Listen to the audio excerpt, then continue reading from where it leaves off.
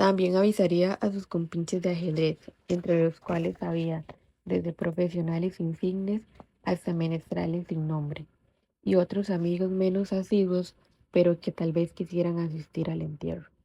Antes de conocer la carta póstuma, había resuelto ser el primero, pero después de leerla no estaba seguro de nada.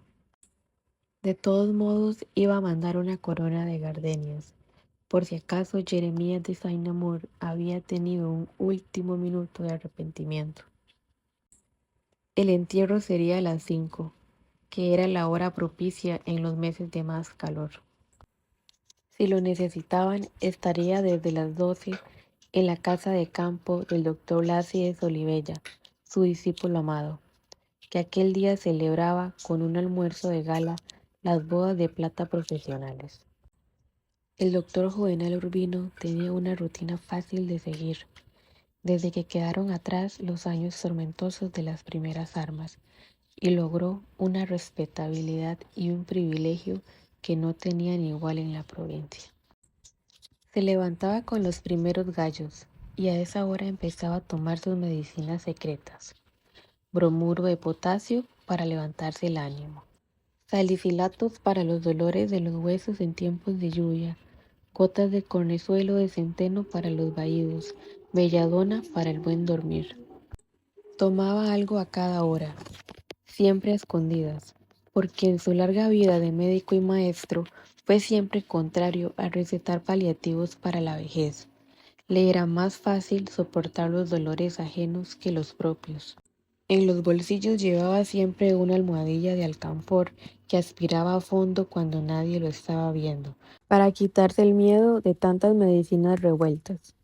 Permanecía una hora en su estudio preparando la clase de clínica general que dictó en la escuela de medicina todos los días de lunes a sábado, a las 8 en punto, hasta la víspera de su muerte. Era también un lector atento de las novedades literarias que le mandaba por correo su librero de París, o las que le encargaba de Barcelona su librero local, aunque no seguía la literatura de lengua castellana con tanta atención como la francesa. En todo caso, nunca las leía por la mañana, sino después de la siesta durante una hora, y por las noches antes de dormir. Terminando el estudio, hacía 15 minutos de ejercicio respiratorio en el baño, frente a la ventana abierta, respirando siempre hacia el lado por donde cantaban los gallos, que era donde estaba el aire nuevo. Luego se bañaba, se arreglaba la barba y se engomaba el bigote en un ámbito saturado de agua de colonia de la legítima Farina Gengenuber, y se vestía de lino blanco, con chaleco y sombrero flexible y botines de cordobán. A los 81 años conservaba los modales faciales y el espíritu festivo de cuando volvió de París, poco después de la epidemia grande del cólera morbo, y el cabello bien peinado con la raya en el medio seguía siendo igual al de la juventud, salvo por los colores metálicos.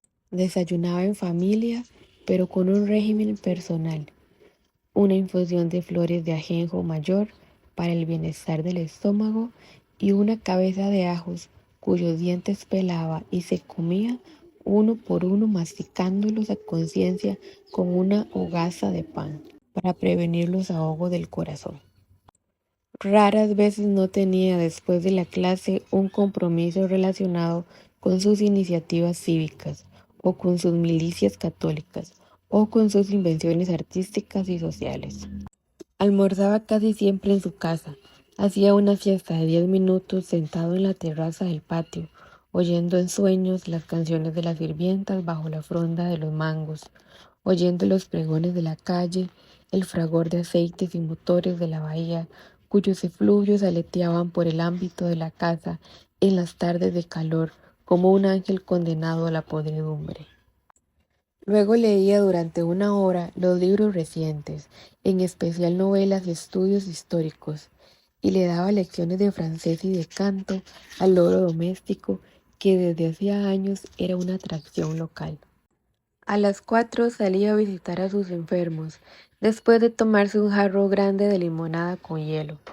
A pesar de la edad, se resistía a recibir a los pacientes en el consultorio y seguía atendiéndolos en sus casas, como lo hizo siempre desde que la ciudad era tan doméstica que podía irse caminando a cualquier parte. Desde que llegó de Europa por primera vez andaba en el landó familiar con 2 azanes dorados, pero cuando éste se hizo inservible, lo cambió por una victoria de un solo caballo, y siguió usándola siempre con un cierto desdén por la moda, cuando ya los coches comenzaban a desaparecer del mundo y los únicos que quedaban en la ciudad solo servían para pasear a los turistas y llevar las coronas en los entierros. Aunque negaba retirarse, era consciente de que solo lo llamaban para atender casos perdidos, pero él consideraba que también eso era una forma de especialización. Era capaz de saber lo que tenía un enfermo solo por su aspecto, y cada vez desconfiaba más de los medicamentos de patente y veía con alarma la vulgarización de la cirugía. Decía, el bisturí es la prueba mayor del fracaso de la medicina. Pensaba que con un criterio estricto todo medicamento era veneno y que el 70% de los alimentos corrientes apresuraban la muerte. En todo caso, solía decir en la clase, la poca medicina que se sabe solo lo saben algunos médicos.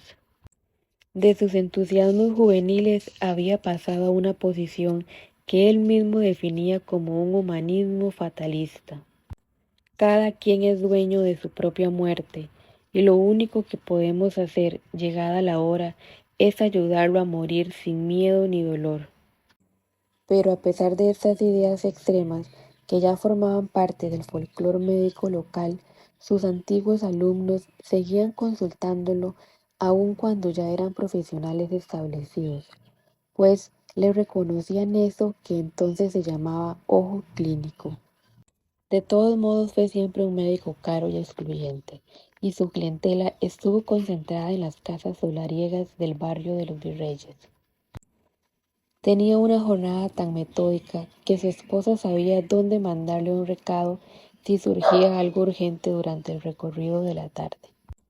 De joven se demoraba en el café de la parroquia antes de volver a su casa, y así perfeccionó su ajedrez con los cómplices de su suegro y con algunos refugiados del Caribe.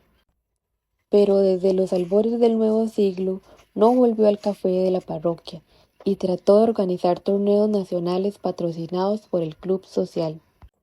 Fue esa la época en que vino Jeremías de Saint-Amour, ya con sus rodillas muertas y todavía sin el oficio de fotógrafo de niños. Y antes de 3 meses era conocido de todo el que supiera mover un alfil de un tablero, porque nadie había logrado ganarle una partida. Para el doctor Juvenal Urbino fue un encuentro milagroso, en un momento en el que el ajedrez se le había convertido en una pasión indomable y ya no le quedaban muchos adversarios para saciarla. Gracias a él, Jeremías de Saint-Amour pudo ser lo que fue entre nosotros.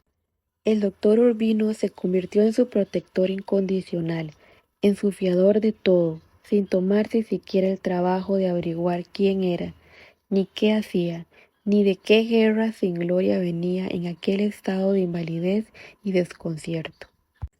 Por último, le prestó dinero para instalar el taller de fotógrafo, que Jeremías de Saint-Amour le pagó con un rigor de cordonero.